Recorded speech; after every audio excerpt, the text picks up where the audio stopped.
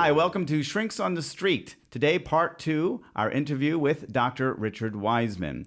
Dr. Richard Wiseman is a professor. He's been described by Scientific American as one of the most interesting and innovative experimental psychologists in the world today. His books have sold over 3 million copies, including The Luck Factor, 59 Seconds, and Night School. He holds Britain's only professorship in the public understanding of psychology at University of Hertfordshire. I think I pronounced it right this time. Is one of the most followed psychologists on Twitter, member of the Inner Magic Circle. Very cool. He's going to talk to us about that. Finally, his psychology-based YouTube videos have attracted over 500 million views. It's incredible. He is incredible. We're going to hear about all kinds of things, from paranormal activity to dreams to prayer, all kinds of things. Here it is, part 2. Anybody you've ever met that, like a psychic or a medium, that they were so good that you had a moment where you said, "Gosh, how did Even you if know it's fake, that it's there's so a real." broken glass behind the person when they're calling on the phone?" And I mean, like, anytime, did you ever say, "Wow, like I had a moment, moment of doubt"? No. No. It was absolutely not, and it wasn't through wanted looking. I mean, the ones I met were really not very good, and I went to lots of seances, and they were even worse. We did our own fake seances, and I saw how easily people were fooled by that. So I'd love to tell you that. Oh no, there's this moment where I thought, my goodness, it's all true. But it's not been like that. It's one of the reasons why I got out the field, actually, is that I was hoping it was going to be incredible, and actually a lot of the time it's surprisingly ordinary. Okay. Right. You went into it trying to. You went into it. It sounds open-minded. like open-minded. Nah, not really. I was fairly close-minded. So I've been into magic, as in stage magic, since I was about 8. And magicians have a reputation for being a bit skeptical because we spend all of our time creating miracles. You know how people are fooled and so on. And so I had that mindset going into it. But whereas I go to magic conventions, see magic that blows me away, and I've got no idea how it's done, even though I'm fairly experienced, every single psychic I went, oh, for goodness sake, really? So yeah, it was. I didn't see anything. And you're a psychologist, so it adds, it's a whole lot. We want to ask about the posters in the background, because there is a lot of paranormals. You would think that you were pro paranormal based on the ghost show. The ghost show. I feel like I'm entering a seance. Yeah, well, the ghost show is a 1950s magic poster from America. So these would be midnight shows where they would show a film.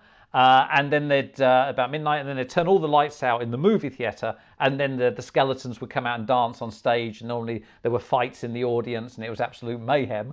So that's the American Sounds one. real to right me. Behind it. Chung Ling Soo is sitting there, who's an American magician, and who came over to this country and would do catching the bullet. Until one day he actually did, and unfortunately was shot on stage and died on stage in about 1914, I think. And then Dr. Zom is up there. Well, I'm going to try and point to him on the reverse. You got it. There we go. I've got that right there. Who was Ormond McGill.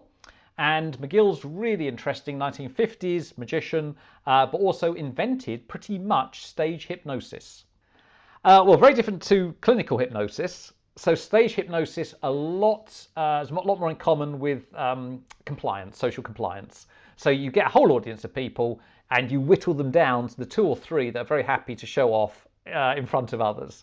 And McGill understood the psychology of that more than anyone else, I think. So yeah, that's a very quick tour of some of the posters around me. I want to ask this question. It's meaningful. What about religion? Because is believing in God, in your opinion, is that part of the psychic paranormal, craziness? Or can one believe in God and still, keep with the views of psychology that you have found? It's a very interesting question. And again, I think there's a nuance there. So I guess, so I'm an atheist. I don't believe in God. But I can see, and in fact, there's quite a lot of research showing there's all sorts of benefits to believing. And one of the biggest benefits is community. It brings you together with other like-minded people, and we know that's good, and that's what we've been talking about with the luck research as well. Obviously, it gives you a sense of optimism, a sense of meaning to the universe. And then for me, the question is, well, when does that, which is a very positive thing, turn bad? When does it become, when the idea of having ultimate knowledge, well, if you really 100% believe that you know how the universe works and your role within it, that can cause people to do all sorts of terrible things. So I think, to me, it's a nuanced question. Yes, obviously there's upsides, and yes, obviously there's downsides. Do I think it's actually true? Do I think there actually is a God in the sort of traditional sense? Personally, no, but I don't bring that into the workplace with me, in terms of my research. Assuming someone who does believe in God, although not your personal belief, is that person, your feeling is that they're tricking themselves or fooling themselves? Again, you have a personal belief. I'm trying to get it more of a psychological perspective. Or can there be a higher power and still doesn't mean that there's paranormal activity, but there's something going on? I mean, you know. Yeah. Oh, no, there have been the history of skepticism. There have been 2 or 3 very well-known skeptics who have been going around debunking mediums and psychics, and they're very strong believers in God. And it's very easy to see how that would separate, because you would say, no, there is a God. The God is responsible for the universe in some way, but what you've got over here is a bunch of trickery, or we're kidding ourselves, or whatever. So absolutely, you can separate there could be those two. angels, just you might not have any connection to them, or one may not be seeing them the way that they might be thinking. So the knowledge of something being there doesn't mean that you're necessarily interacting with it. Is that possible? Yeah, absolutely. I mean, psychology and science can only test what's testable. So if you say, well, there's an all-powerful God that's responsible for the universe, but that's not testable in any way, then that's outside the realms of science. It may or may not be true, but it's nothing that scientists can speak to. If you tell me a building is haunted, I can't do anything about it until you say, oh, that means that on the 30th of November, you'll be able to film a ghost walking across the courtyard. Then I can turn up with my camera and do some science. Otherwise, it's an untestable belief, of which we hold many. And it may be better not to test them. I think I'm a pretty good singer. My family will test the exact opposite. But I really don't want to put that to any sort of scientific test, because it makes me feel good. And it means I can torture them on a pretty much daily basis as well, in good faith. Do you remember there was that prayer the study? Yeah, that was my next question. Yeah, it's so interesting. Right. How do you explain these studies? I think there was one study or a few studies that show that people who are prayed for without knowing got better quicker than people who are not prayed for. And that's like, how do you explain that? So that stuff does fall very much within the rubric of science. And the answer on those studies is that they don't replicate. So that is that, yes, you might have one study showing that. What we've seen actually within psychology within the last 5, 6, 7 years is there's been a big emphasis on what's called replication. You have to be able to do the study again and again and get the same result. Now, bizarrely, that emphasis flows in part from parapsychology, the psychology of the paranormal, because they were doing experiments like the one you're talking about and going, wow, it's amazing stuff. Ghosts exist, people are psychic. When they came to replicate them, they didn't replicate. They were criticized by psychologists, and then a few very open-minded psychologists said, hold on a second, we're criticizing the parapsychologists. Let's have a look at our own data. It turns out that half of our experiments don't replicate either. So there's a lot of sort of skepticism about psychology at the moment from psychologists themselves. And so the important thing is, does it replicate? So to make a turn, you've done a lot of dream work and understanding around dreams. Can you explain to us, some of the bigger moments you've had and some of the bigger insights about REM sleep, rapid eye movement sleep, and dreams and how they affect us and what's going on for us there? Sure. I'm a huge fan of sleep and dreaming. I mean, massive. I can't meditate, but I can sleep. You're meditating in your sleep. Maybe after 10 seconds of meditating, maybe you're just sleeping. You don't realize it.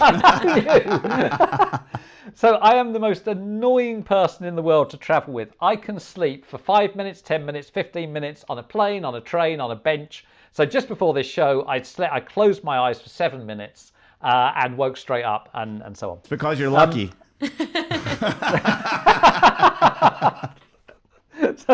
So I love sleep. And I frequently, I mean, on a daily basis, wake up with good ideas from sleep. So I became fascinated with it. And it turns out that dreaming, and we all dream about, well, 4 or 5 times a night. The dreams get progressively longer. So the first dreams are probably 5-10 minutes. By the time you're in the morning, it's probably 30-40 minutes. And that dream, whether it's a good dream or bad dream, dictates your mood for the first part of the day. Dreaming incredibly important. And what's fascinating, some great studies where they woke people up after the first dream of the evening, first dream of the night, sorry. Then they woke other people up during the middle part, and then they woke people up dreams just before they woke up in the morning. And what you see is the emotional tone of the dream changes. Our early dreams, the ones we almost never remember, the ones we have straight after going to sleep, very negative. Then they become a little bit better. By the time we get to the morning, they're fairly positive dreams. Why? Because the brain is working on your problems and worries and concerns while you're dreaming. It's like an inner therapist who's trying to knock the emotional edges off of bad experiences by replaying them and trying to find solutions. And that's phenomenal. It's happening while we sleep. And it's why some artists wake up with a song or plot of a novel fully formed in their head, or you can direct yourself to be thinking about an idea and hopefully wake up with a solution in the morning. So I became fascinated with it and did a mass experiment called Dream On, where we tried to change the emotional tone of people's dreams.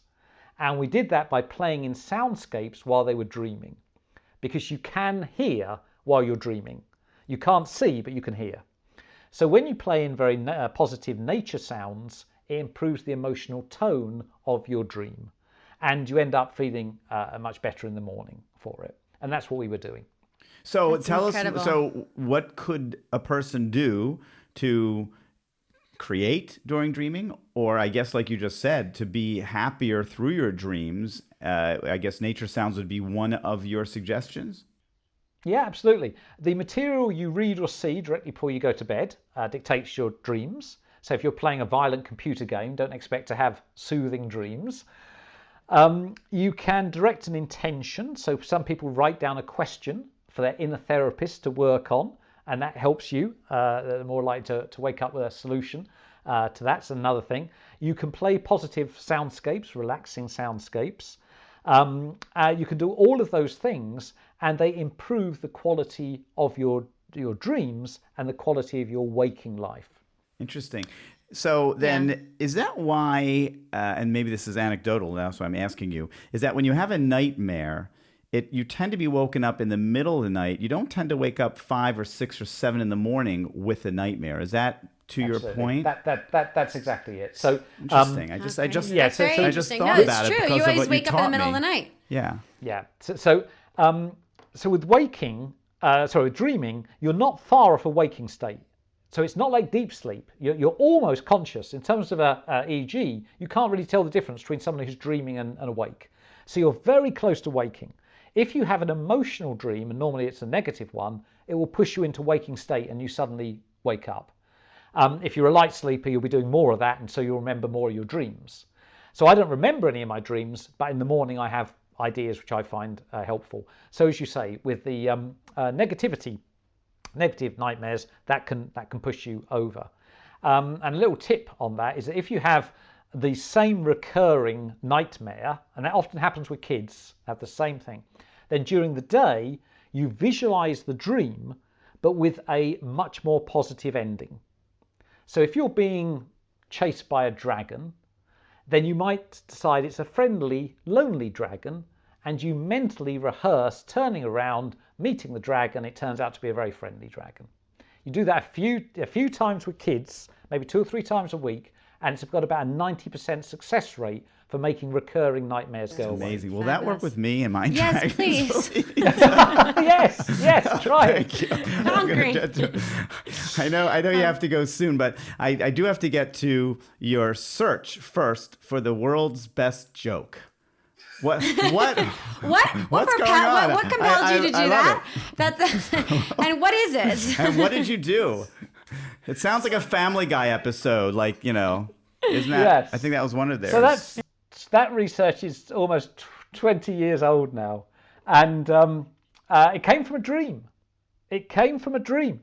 They were looking, in this country, I do a lot of engagement work. We were looking for a scientific study that would engage the whole public, or families, and go around the world, and we couldn't find what that study was. And then one day I woke up and I thought, I'm going to find the world's funniest joke. So I phoned up the people running the Science Year competition. I said, we're going to find the world's funniest joke. They went, brilliant, you've got it, go and do it. So I go back to the lab. I said, we're going to find the world's funniest joke. And everyone said, great, how are we going to do that? And I went, I don't know, that wasn't in the dream. The only thing that was in the dream. Let me sleep on it. Let me sleep on it. That's right. I've done my bit. I've come up with the idea. So we had a website and a days when collecting data on the web was novel, and people would submit their favourite jokes, and then you could go into another part and you'd rate how funny jokes were. And this was going to be for all the family, and kids could join in. This was going to be the best project ever. And then on day 3, we look at the database of jokes, and they are, a lot of them, disgusting. They are so rude. Yes, but were they funny? Yes, they're funny, but they're rude. So we couldn't possibly allow kids to read these jokes. And there's no computer that can tell you if a joke's rude. So we have to employ someone full-time every morning to go through the jokes and take out the rude ones. And so it was. I want to talk to that person. They must have. I want to see what he's that seen. list. I want to see that list. Yes, they've got the most disgusting but funny jokes in the world. They're very popular at parties, and so we'd go to lunch with them because they'd work in the mornings. We'd go to lunch, and they'd just read out the most disgusting jokes they could find over lunch, and take them all out. The 40,000. They've got 40,000 disgusting jokes. Yeah, amazing.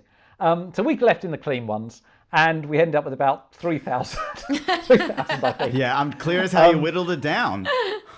Yeah, which is and it was very difficult. And then we had about 1 million ratings of them, and it allowed us to see which countries found certain jokes funny, young versus old, and so on. And then allegedly the world's funniest joke, which I spent 20 years telling, is not particularly funny, but I think it's the world's blandest joke in a sense. So that was the project. Well, we'd still like to hear it. Can we still hear the joke? It's not a great joke. All right, the joke is, I remember it now, it's two hunters in the woods, and one of them falls over, clutches his throat, and lays there motionless. And his friend panics. He takes out his mobile phone. He phones emergency services. He says, oh my goodness, I think my friend's dead. And the woman on the end of the phone says, well, look, just calm down. We just have to make certain. And he goes, okay. And there's a pause and then a gunshot. And he comes back on the phone and says, okay, I've done that. Now what? That's pretty good. That's pretty good. I get it. It's all right. It's okay. Well, you took out all the dirty ones, so exactly. I think it's pretty good for the clean. It's the cleanest, funniest joke. Well, I've got 40,000 dirty ones just over here. All right. Well, get started now. Last question for me is, you do, and everyone should go on and see your magic color-changing card trick, right? Card trick, yeah. Just from a brain perspective, because this is, you talked about it with open-mindedness and people feeling like he's seeing more, but how is the brain working where things could be changing so much and you don't pick up on it, and some people do? And I'm reminded of that video where people are bouncing a ball and a gorilla comes in, and people, and you do not see this gorilla coming in and out of the screen, and you say, like, how could I miss that? What's going right, on and with like our eyewitness brains? testimony where our brains just change things or don't see it or don't recognize it. And some people could be looking at the same thing, and the eyewitness are so different. What's happening in our brains? So it's the illusion we have is of being amazing observers and seeing the world around us. And to some extent that's true, but in reality, to be that good, we need to be pretty choosy about where we're putting our attention. Because visual information is very rich, big parts of the brain dedicated to it. You would need the brain the size of a planet to constantly analyze everything that's coming in. So without realizing it, we make decisions. We decide what's important and what's not important. So in terms of the gorilla clip you're talking about there, which was created by Dan Simons, a friend of mine, there you're told to count how many basketball passes there are. So what's important is how many times that basketball is thrown around. It's not part of that narrative to look for somebody dressed in a gorilla suit. And by the way, it's a woman in the gorilla suit. Everyone thinks it's a guy for some reason. It's a woman in the gorilla suit. Exactly. As one of Dan's grad students. So you're not looking for that. In the color changing card trick, and I'll spoil it for people, but do go and watch it.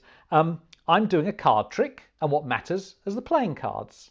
You're not looking at the color of my shirt or the background. So many things are changing. It's fascinating. So we are forming narratives, a bit like our lives, and that tells us what's important and what's unimportant, where we put our attention and where we don't. Change the narrative, and suddenly everything changes. And I think that is key to our personal lives as well. We're telling ourselves stories about who we are, who our friends are, what our role in life is, and that dictates where we put our attention.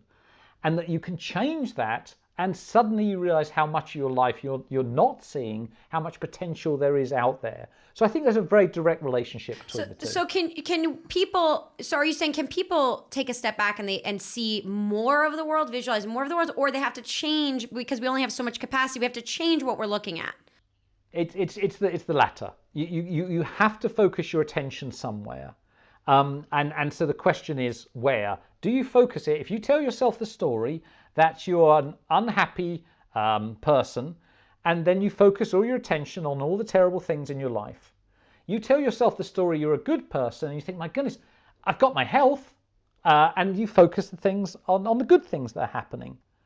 And each time it will feel like reality, and each time it is a construction, and it is open to change. It's just how our minds work. And that's why different people look at different things, right? When you walk down the street, a photographer looks at a beautiful, car with the grass behind it. A nature person looks at the bird. I joke with my kids who are lawyers. They look at the pothole and see who's going to fall and sue. Everyone's looking at different things that the other people don't notice. Yeah, I find children are fascinating. Yes. I have a 4-year-old now, so I always find it fascinating what he's looking at. Where we were in a lake kayaking, and I'm like, look, there's a deer, and he has no interest in the deer. He's looking at the turtle and the bugs over the lily pads, and it's like it is amazing. It's fascinating. It's incredible. So in fact, if you perform magic for kids, you find that out pretty quickly because adults know that when you put an object here and put it here, you look here. Kids don't do that. But it's funny you should say about walking out in the world. So because of COVID, I'm going for the same walk every day. Okay, I'm a creature of habit. I go for the same walk because it allows me not to think about anything except what's going on in my head. And it's getting pretty boring. So what I do at the beginning of the walk is choose a color. And I only look for objects on that walk with that color. And the walk changes every single time. And it just shows you how much you're ignoring. If you look for yellow, you notice a yellow door you didn't see before or something like that. So it's just that notion of it's not really reality. Of course, in one sense it is, but how we perceive it and the fact that it's open to change, I think leads to tremendous optimism for people. So in your color changing card trick, is the goal? Is there a goal of being able to? I mean, now we know the ending, but to be able to see. To watch the card trick and notice the changes in colors. Do we want to reach that, or that's a study of our minds? That's just how our mind works. I think, it's just if you did that, you'd probably miss the card trick. Oh. And it's the price we pay for being brilliant. we are really good at focusing our attention and seeing what we believe to be important. And 99% of the time, we're right. 1% of the time, we're wrong. And it's that 1% the magicians exploit to entertain us. And does the brain also dump a lot of material because it needs to? Like, well, I help a lot of people with their childhood work. And it is very important and fascinating to what is remembered, what feelings are remembered, what is dumped. And it obviously means a lot to understanding ourselves as adults. Is the same process at work? Absolutely. So in fact, fun enough, a lot of that dumping happens during sleep. Actually, that's when a lot of we're pushing material out. But what you're doing there is asking people to look back. And again, the narrative they have will determine what they remember and what they don't remember from their past. And sometimes by changing the narrative in terms of how they see themselves, they'll start remembering much different more positive things. I see. So when they're enlightened and see that their childhood might be different than what they thought, all of a sudden the narrative allows them to access memories that they would have not been thinking about before. Absolutely. Yeah. It has been fascinating and wonderful. We thank you for your time, and we will be telling everybody to follow you. And what is the best way that people can seek you out and your work? They just phone me. I'll put my personal number up on the web. No, don't. Yes. I did that for the first book. I put my phone number on the web. I said, if you have any questions about the book, phone me. And it was great. I used to get these phone calls. That was amazing. But you got 30,000 dirty jokes. That's the problem. Exactly. They kept calling you. Another dirty joke for you. I was the dirty joke line, basically. You can look at richardwiseman.com or follow me on Twitter at Richard Wiseman, or Quirkology is the name of the YouTube channel. So any of those things. And drop me a line, say hello. And yeah. Correct? Say it again. Quirkology, as in quirky psychology. Wonderful. So if you just search for my name, it'll come up. Amazing. Somewhere. So yes, it's been lovely to talk to you. Thank you very much. It's been an absolute pleasure. Thanks again, Dr. Richard Wiseman. Very interesting. I thought it was, from the positive perspective, the idea that you can change your dreams, that you're actually working things through on a nightly basis. Yeah. I think that's an amazing point, because we feel so out of control sometimes, and we don't realize the potential for us to be able to control and direct our own lives. I mean, he even said that he comes up with his own ideas during sleep. Yeah. That's fascinating, and that you can go to sleep and kind of visualize it and say, this is what I want, or just write kind of down write your it down. questions and think it through as you sleep. It was and amazing. how much nature sounds versus watching something negative when you go to bed at night. How that's so going to I think affect that's those are some really practical things. I'm going to use. Yeah, exactly. Me I'm too. going to getting those nature songs. And his idea with the kids, we're summarizing. It's so wonderful. The idea that if your kid has nightmares, that you can talk about it during the day and have them act out a different. I did that with my kid ending. At one point. Yeah. Where my son, he had this terrible fear of monsters, and I said to him during the day, I'm like, what does a monster look like? And then we started playing with the monster, and we invited the monster in, and so I was kind of winging it there, but apparently it worked. It's a real thing. So I think that's a fabulous point, and it's amazing. It's interesting because on the one hand, when I was preparing to talk with him, I was thinking, people are going to be kind of like, unhappy to hear that, no, you're not lucky, and but his point is even better because it gives you more empowerment. Well, it's positive. That you can create your own so-called luck. You can create good things happening because your view changes when you have a happier view. That you can be lucky. We always think, in our daily lives, we think people are just lucky, and you always hear it with friends. You're just he's just lucky, and I'm not, but apparently that's not the case at all. You make your own luck. That's what he's telling you psychologically, that you make your own luck. Yeah. It's just wonderful. So terrific. We hope you enjoyed as much as we did, and you got some really good tools and good information, and just had fun with it. And we'll be back to see you next week. Take care.